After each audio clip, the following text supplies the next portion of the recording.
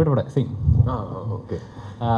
ഒരു പ്രൊഡ്യൂസർ എന്ന നില ചോദിക്കുകയാണ്. അപ്പം ഒരു പ്രൊഡ്യൂസർ ആകുമ്പോൾ ഒരു സിനിമയിലെ എല്ലാ ഭാഗങ്ങളും നോക്കണമല്ലോ. ഇപ്പോൾ എവിടെ നിന്നൊക്കെ കാരണം നേട്ടങ്ങളെക്കാളും എവിടെ നിന്നൊക്കെ അടി വരുന്നതെന്നായിരിക്കും ആദ്യം ചിന്തിക്കുന്നത്.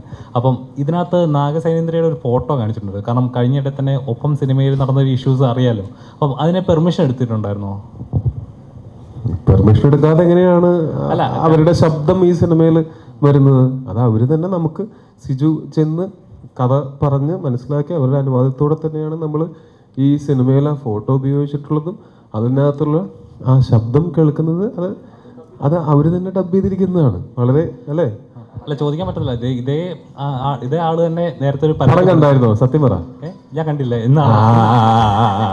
ഇന്നാണ് ബുക്ക് ചെയ്തിരിക്കുന്നത്. ട്രെയിലർ മാത്രം കണ്ടിട്ടുള്ളൂ. അല്ല, ചോദിക്കാൻ കാരണം ഇതേ ആള് തന്നെ മറ്റൊരു സിനിമയിലെ ശബ്ദം ഉപയോഗിച്ച് പരാതി കൊടുത്തിട്ടുണ്ടായിരുന്നു. അതുകൊണ്ടാണ് ചോദിച്ചത്. നമ്മള് അതൊരു പ്രൊഡ്യൂസറായിട്ട് ചിന്തിക്കുമ്പോൾ എന്നുള്ളത് മാത്രമല്ല, എങ്ങനെ ചിന്തിച്ചാലും ഒരാളുടെ അനുവാദമില്ലാതെ അവരുടെ ശബ്ദമോ രൂപമോ ഉപയോഗിക്കുന്നത് ഒരു ശരിയായ കാര്യമല്ലല്ലോ. അപ്പോൾ നമുക്ക് ഇതിനകത്ത് എന്തൊക്കെ ഇത് മാത്രമല്ല, ഒരുപാട് കാര്യങ്ങൾക്ക് നമുക്ക് അങ്ങനത്തെ പെർമിഷൻസും റൈറ്റ്സും ഒക്കെ അക്വയർ ചെയ്യേണ്ടി വന്നിരുന്നു. അതൊക്കെ ചെയ്തിട്ട് തന്നെയാണ് നമ്മളത് ചെയ്തിരിക്കുന്നത്. അല്ലാതെ ചെയ്യുന്നത് ഒരു എത്തിക്കലി റോങ് ആയത് കാരണം കൊണ്ട്. പിന്നെന്ന് വെച്ചാൽ